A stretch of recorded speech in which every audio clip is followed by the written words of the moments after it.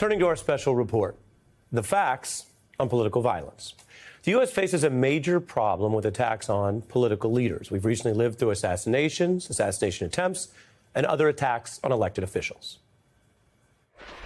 We have seen over the last 8 or 10 years this proliferation of political violence against members of both parties. Politically motivated violence is wrong.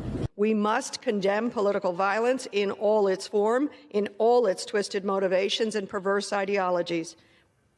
Elected officials facing attacks in the past few years, from President Trump to Speaker Pelosi's family to Governor Shapiro. After the recent killing of Republican Charlie Kirk, there were swift, strong claims about this type of violence and what led to it and how to respond. Assessing this grave problem requires evidence, facts, and detail, while also patrolling against partisan bias, which can be very hard when some of the crimes here are political, designed to incite, plus the emotions running high, understandably. Our report now documents the actual motives in recent violence, as determined by law enforcement. Now, for anyone craving a simple binary story about only one side's blame, you're not going to find it here in the facts or the sometimes vague motives, as reviewed by investigators. Across history, we know U.S. political violence has ebbed and flowed over time, spikes during periods of unrest. The trends have sometimes shown ideological bents. Political violence surged starting in the late 1960s, Reuters reports. By the early 70s, that violence was perpetuated more often by radicals on the left.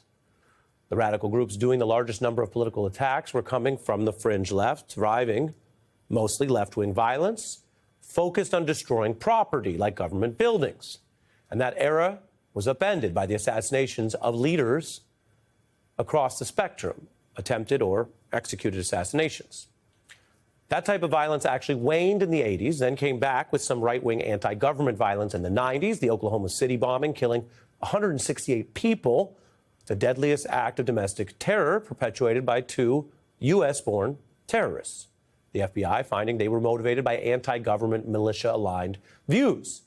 Now, in the decades since, right-wing violence is increasing. And so here are the facts for the current and our recent era. Right-wing and anti-government violence is the most common political violence. It is also the most deadly. Over the past 3 decades, far-right extremists led 220 attacks, compared to far-left extremists leading 42 attacks. That's roughly 5 times as by the far right. And if you look at the body count, as investigators do, those attacks resulting in far-right extremist violence leading to about or over 520 deaths, the left-wing attacks resulting in the death of about the number you see there, 78. That's 6 times as many dead. A federal government accounting shows the number of far-right attacks outpace all other types of terrorism and domestic violent extremism.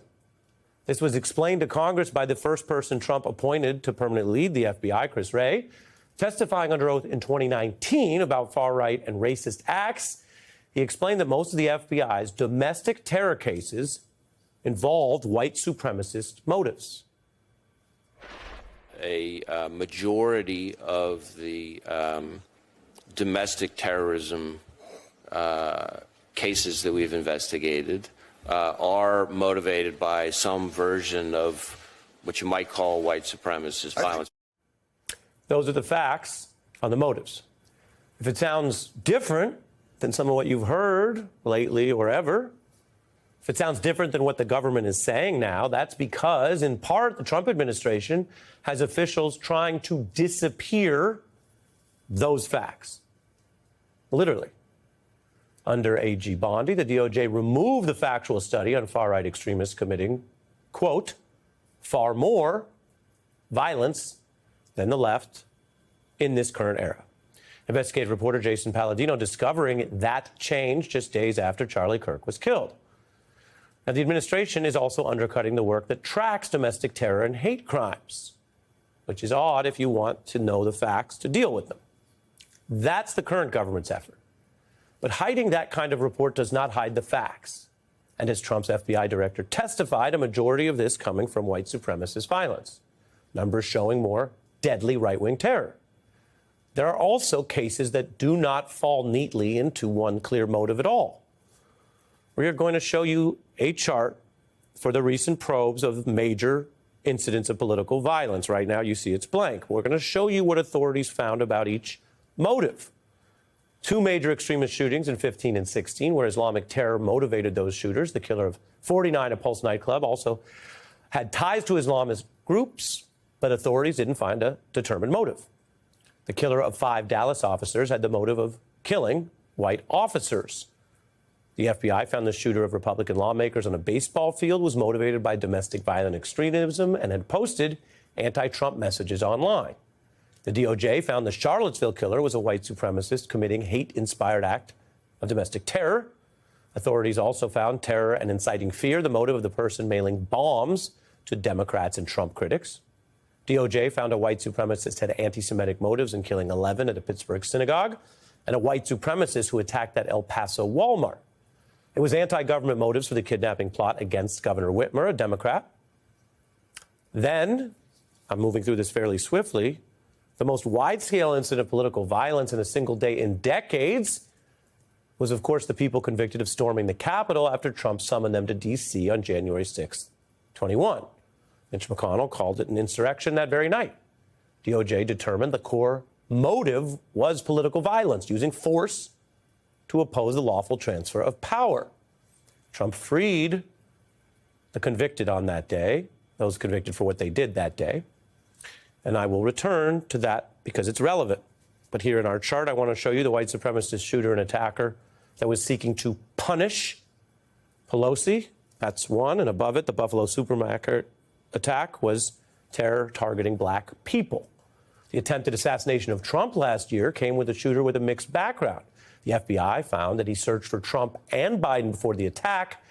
And while the attempt is terrible, the FBI's probe has complicated the potential motive, and thus authorities say it actually remains undetermined. This year, an arsonist targeted Democratic Governor Shapiro's house, citing Gaza. A shooter killed 2 Minnesota Democrats, and like the Trump shooter probe, note authorities have not determined a clear motive there. And that is the same status in the probe of Charlie Kirk's assassin. It's very early in that case. Politicians have spoken out, but law enforcement has not finalized a determined motive. The shooter's text said he had enough of what he viewed as Kirk's, quote, hate, unquote. Tracking these incidents shows how the violence varies and can be complicated. And as I showed you, remember, the motives for some attacks are undetermined by the authorities. That's what the people investigating are able to determine, a contrast to many rushing to assume or declare motives, sometimes within hours of an incident. Some attacks on politicians may not be political violence at all. Now, let me explain by sourcing one of the U.S. government's terror experts, former CIA advisor Bruce Hoffman, who's written books on this and notes that criminals pursuing political violence or terror are, quote, different from the lunatic assassin who may seek the same objective, the death of a political figure. The terrorist goal is political, to change a political system through the violence, while the lunatic assassin's goal, he writes, is, quote, more often egocentric and personal. Hinckley, who tried to kill Reagan in '81 to impress Jodie Foster, acted not from a political motivation, but to impress his screen idol. That is one well-known and extreme example, Hoffman warning against simply misinterpreting the motive of some acts, and also against allowing those would-be violent extremists or terrorists to try to determine our choices or our priorities. And the data shows the recent attacks, I just walked through them with you, also seem to reinforce those trends the FBI found. The right-wing and white supremacist violence is the top threat numerically. Those are the facts. I just walked you through it in brief. We've done a lot of research and citations to get there. Now I want to turn to the second part, and it's the one you may know pretty well from recent political discourse. I want to turn to the elected leaders' reactions to this varied mix of violence. Sometimes top officials are united in condemning it. President Trump and many Republicans condemned the killing of those Minnesota Democrats I mentioned, as did Democratic leaders. National Party leaders have rebuked the attempted assassinations of Donald Trump.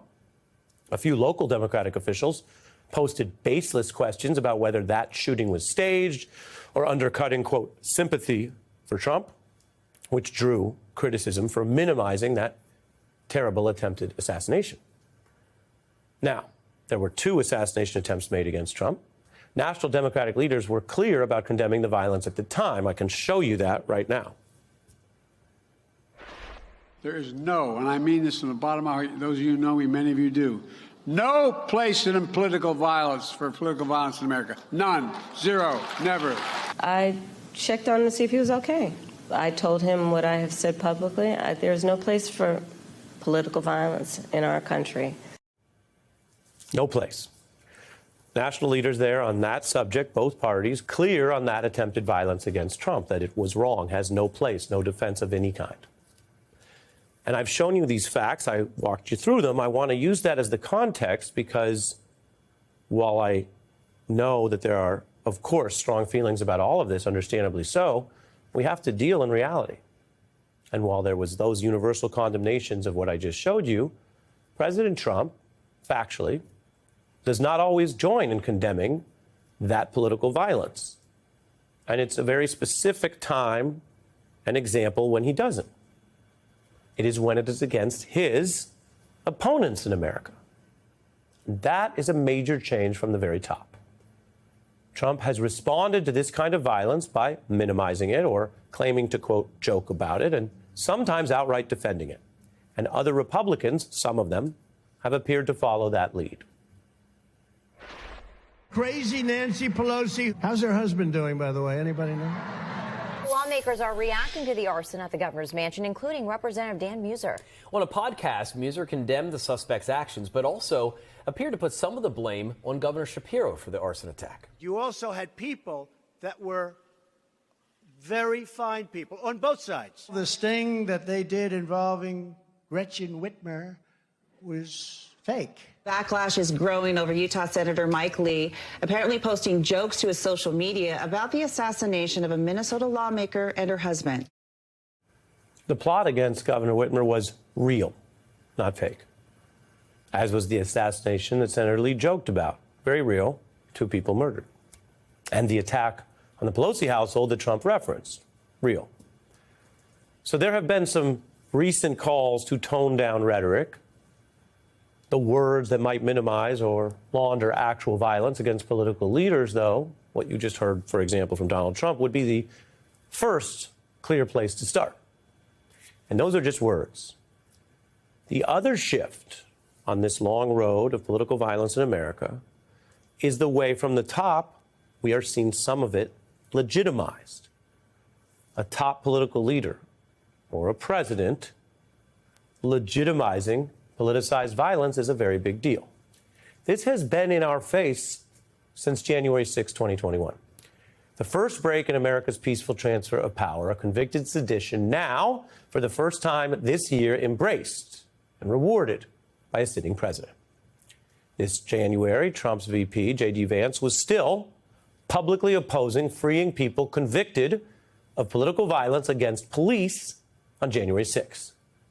Vance said, if you committed violence on that day, obviously you shouldn't be pardoned. If you committed violence on that day, obviously you shouldn't be pardoned. Obviously. Because that pardon rewards the violence. Violence which the DOJ determined, as we showed you here in the motive, was to stop the transfer of power, to hijack or seditiously interfere with who runs your government through violence, political violence. But just this year, even though Vance said that, Donald Trump pardoned those very convicts after touting them as special, starting on the very first day of their insurrection and sedition. We love you. You're very special. They were warriors, but they were really more than anything else. They're victims of what happened. They ought to release the J6 hostages. It will be my great honor to pardon the peaceful January 6th protesters. 169 of them have pleaded guilty to assaulting police officers. Because they had no choice. 900 pleaded guilty to other crimes. They're also going to be eligible for a pardon from you? Listen, it's a very tough system. We hope they come out tonight, frankly.